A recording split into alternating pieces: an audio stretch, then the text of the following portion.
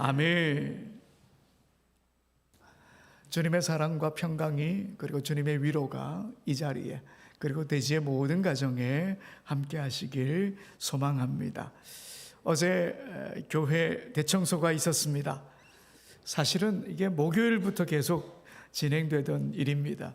서편 올라오시면서 새 단장이 된 거 보셨죠? 미끄러지지 않도록 잘 준비하셨는데 먼지를 다 뒤집어 쓰시면서 교회 오빠들 동아리와 용남성교회 참 회원들이 정말 많이 수고해 주셨습니다.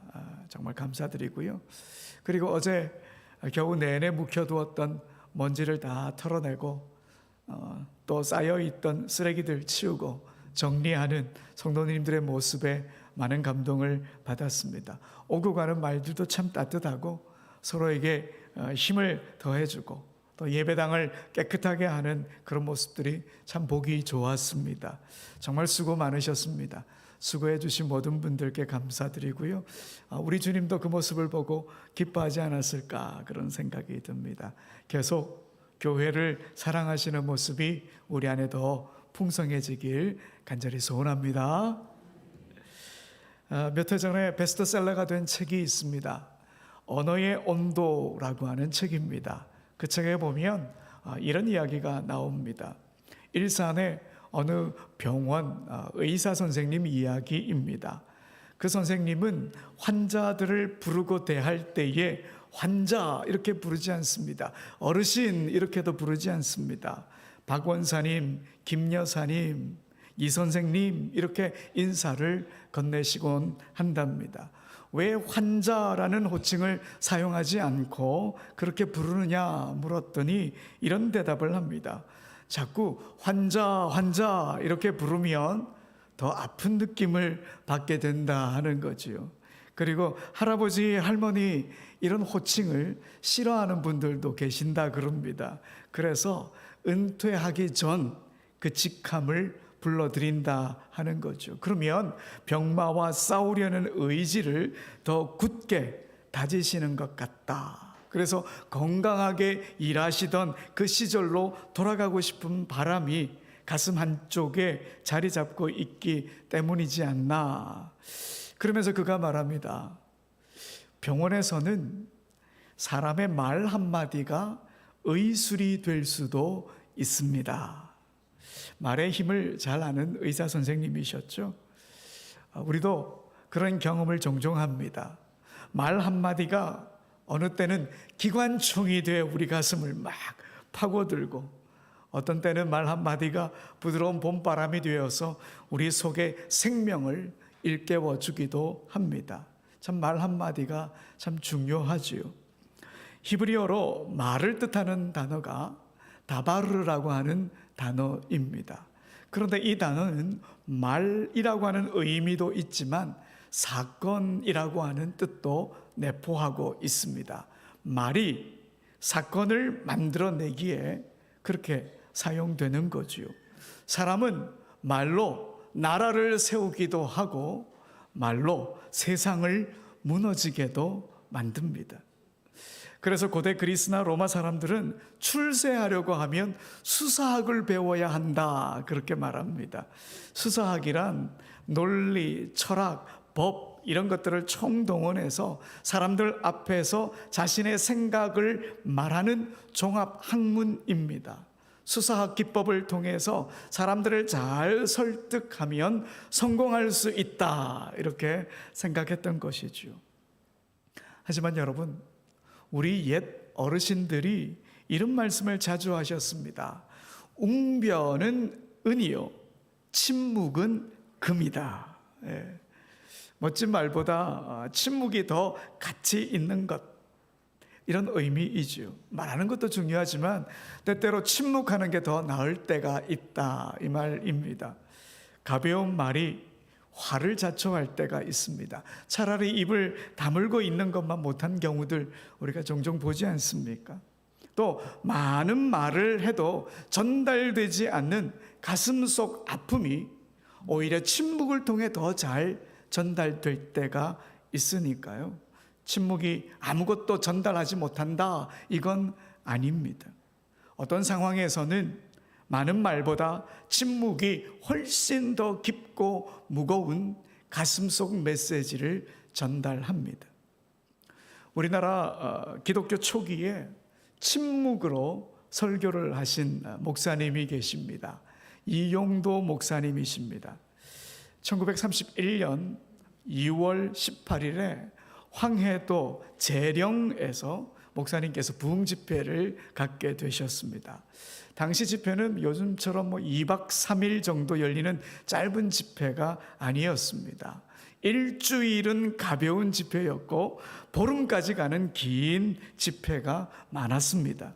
그 집회도 일주일을 넘기고 10하루째 되던 날, 이 이용도 목사님의 목소리가 완전히 잠겨서 아무 말도 못하게 된 거죠. 목사님은 소리가 나오지 않는 것도 주님의 뜻이다, 그렇게 믿었습니다. 그래서 말이 나오지 않음에도 불구하고 설교하고 죽겠다, 그런 각오를 다지며 강단에 서셨습니다. 하지만 아무리 애써서 하려고 해도 말이 나오지 않습니다. 청중들 눈에는 뭐가 보였을까요? 그냥 목사님의 손짓만 막 보이는 거지요. 그래서 주최 측은 할 수 없이 통역자를 세웠습니다. 통역자는 목사님 옆에서 목사님의 입모양을 보고 말을 전하게 되었습니다. 유례가 없는 통역이 된 거지요. 사람들은 통역자가 전하는 말씀 한마디 한마디를 가슴에 담았습니다. 통역인데도 불구하고 그 말씀이 얼마나 힘이 있었는지 모릅니다. 이날의 설교 일부가 아직도 전해지고 있습니다. 이런 내용입니다. 나는 말을 할 수 없노라. 입 밖으로 나오지 않는 하나님의 말씀, 곧 나의 설교는 나의 중심에 가득히 서리어 있노라. 중심에 있어서 나를 괴롭게 하노라. 나는 말로 할 수 없어 눈물만 흘리려나. 이 눈물이 오늘 나의 설교로다. 나는 중심에 있는 말을 다 하지 못하여 전신의 힘을 모아 쥐어 손을 드노라. 든 손은 나의 설교로다. 나는 말할 수 없음에 엎드려 기도하노라. 이는 곧 나의 설교로다. 나의 등 뒤에서 흐르는 땀은 여러분을 위한 나의 진실한 설교로다. 목이 잠겨가지고 소리를 내지는 못했지만 그날 엄청난 감동이 재령 일대를 휩쓸었습니다. 참석한 이들이 모두 주님 앞에 무릎을 꿇고 자신의 삶을 돌아보는 엄청난 회개의 역사가 일어난 거죠. 한마디로 다 뒤집어진 겁니다. 이렇게 침묵의 설교는 엄청난 성령의 감동을 선사하게 되었습니다. 여러분, 오늘 본문에도 침묵의 설교가 기록되어 있습니다. 우리 예수님의 침묵의 설교입니다. 세상에서 가장 위대한 침묵의 설교가 아닐까 하는 생각이 듭니다. 예수님께서 빌라도 법정 앞에 서셨는데요, 빌라도가 비아냥대듯 질문을 던집니다. 네가 유대인의 왕이냐? 주님이 대답하십니다. 네 말이 옳다. 그렇게 대답하시고는 우리 주님 침묵으로 일관하셨습니다. 대제사장들과 장로들의 고발에도 일체 입을 열지 않으셨습니다. 이 모습을 보고 빌라도는 크게 놀랐습니다. 우리 성경에는 크게 놀랐다 이렇게 기록되어 있지만 사실은 이상하게 생각했다, 이런 의미가 더 짙습니다. 여러분, 보통의 죄수들이라면 어떻게 했을 것 같습니까? 막 소리 지르면서 자신의 결백을 주장했을 것입니다. 아니면 살려달라 애걸복걸했을지도 모르겠습니다. 그러나 예수님은 아무 말도 없었습니다. 빌라도 입장에서 보면 굉장한 의외의 반응이었던 것이지요. 그렇다면 여러분, 왜 예수님은 빌라도 앞에서 침묵하셨을까요? 여러분, 우리는 보통 어떤 경우에 말을 하지 않게 되던가요? 우선 말을 하지 못하도록 누군가가 강압적으로 막고 있으면 아무 말도 못합니다. 윗사람이 아랫사람에게 입 다물어 이렇게 강압적인 태도를 보이면 아랫사람은 하고 싶은 말이 있더라도 말을 할 수 없지요. 이건 뭐 억지 침묵이다 이렇게 말할 수 있을 것 같습니다. 그러나 말을 할 수 있음에도 말을 하지 않는 경우도 있습니다.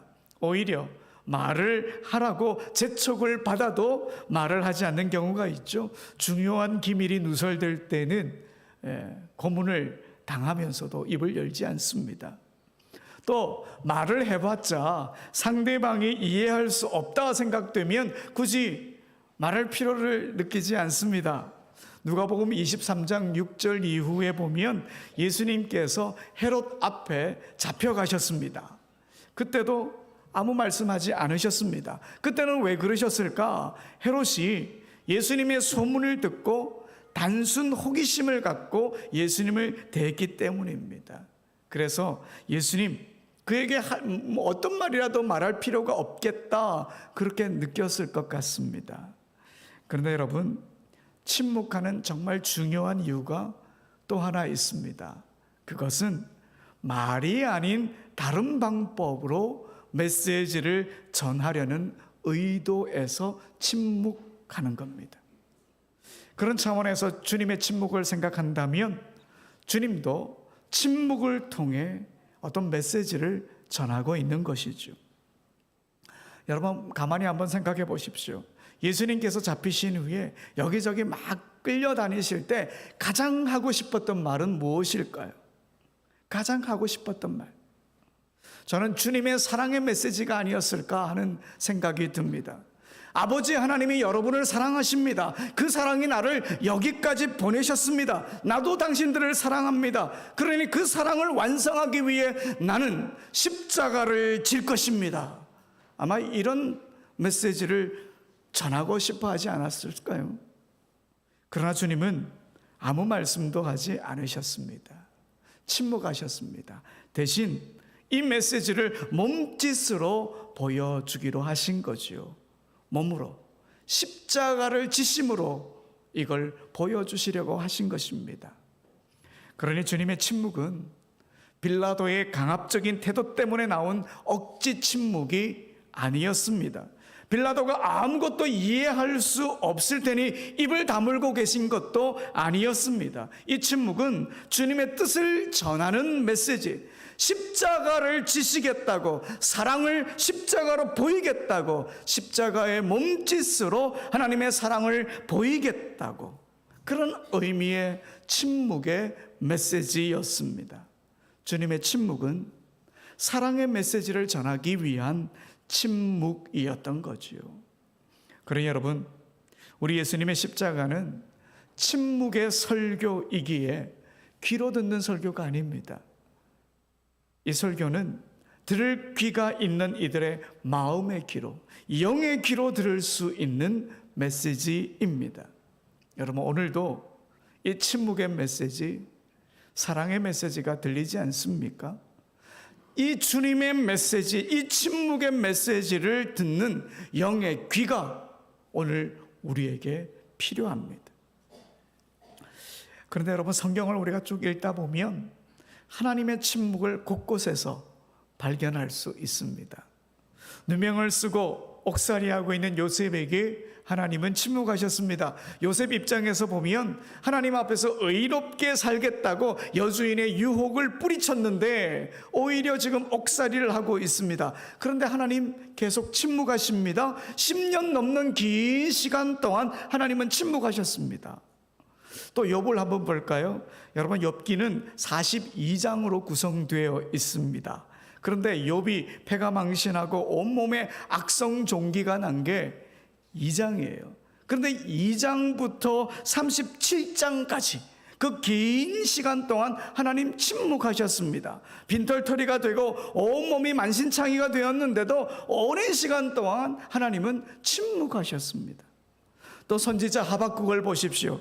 지금 그의 눈에는 유다 사회의 불의와 폭력이 보이고 있습니다. 악인들은 형통하고 의인들은 오히려 고통을 당하고 있습니다. 그걸 보고 부하가 막 치밀어 오릅니다. 그런데 하나님 침묵하십니다. 그러나 하나님께 여쭙지요. 여호와여, 내가 부르짖어도 주께서 듣지 아니하시니 어느 때까지입니까?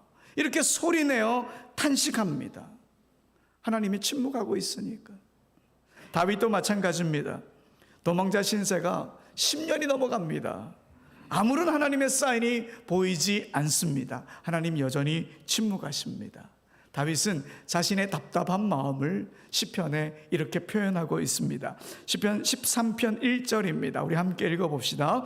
여호와여, 어느 때까지니까 나를 영원히 잊으시나이까? 주의 얼굴을 나에게서 어느 때까지 숨기시겠나이까?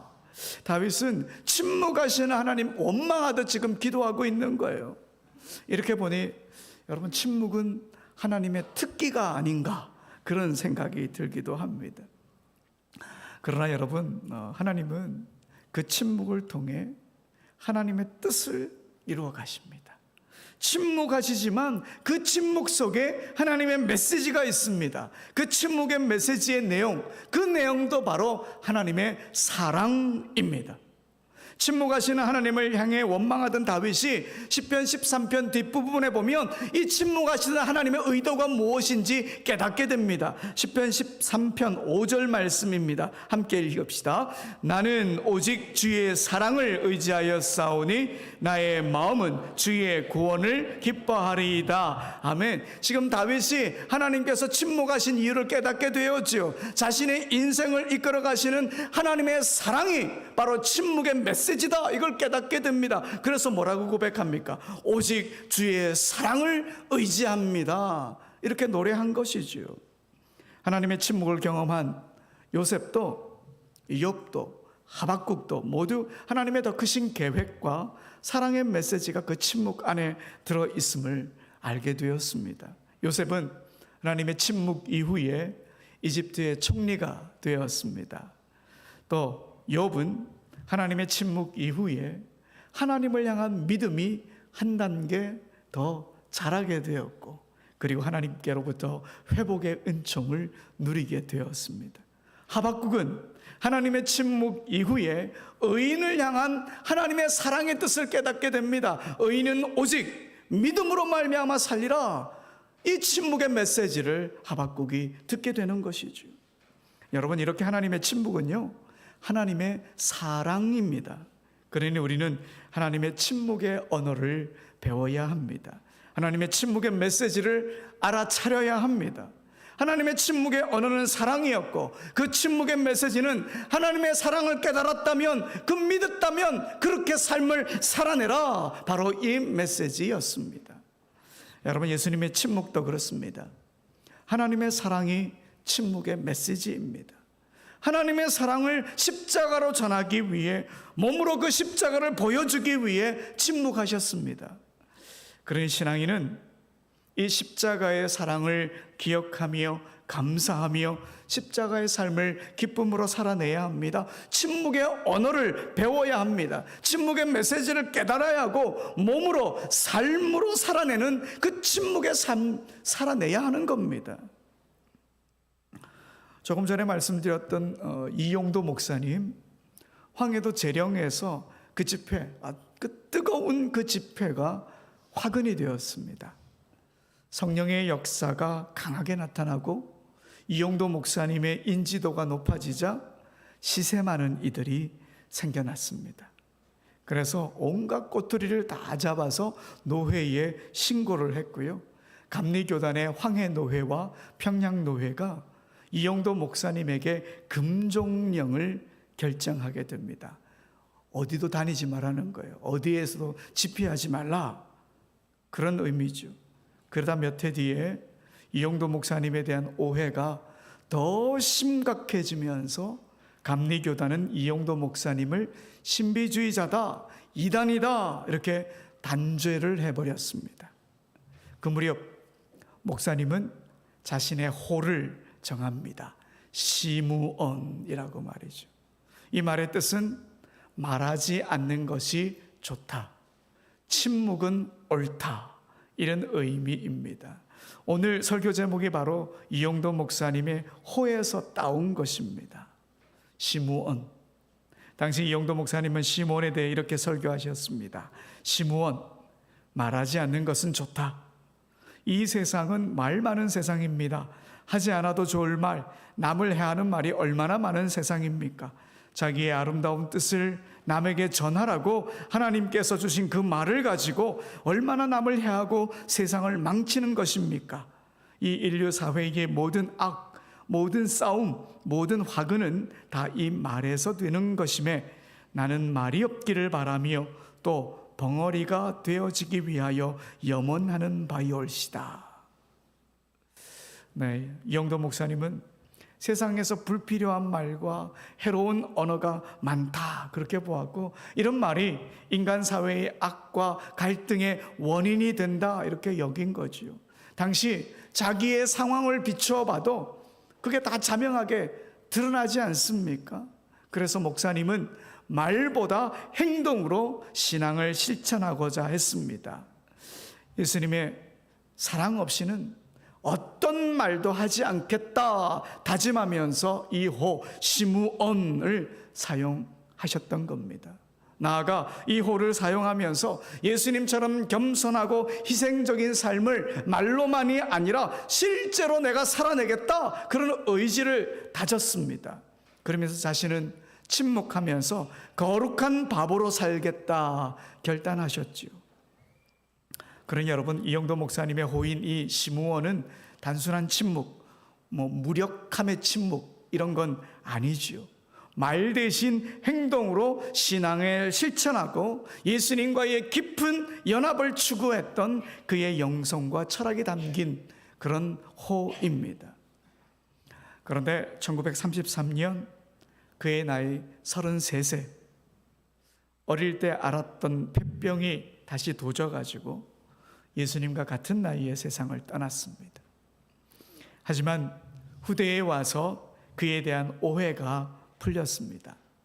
1997년 감리교단은 그의 이단성은 잘못된 것이다 발표했고요. 2015년 우리 교단도 이단성 철회를 결정했습니다.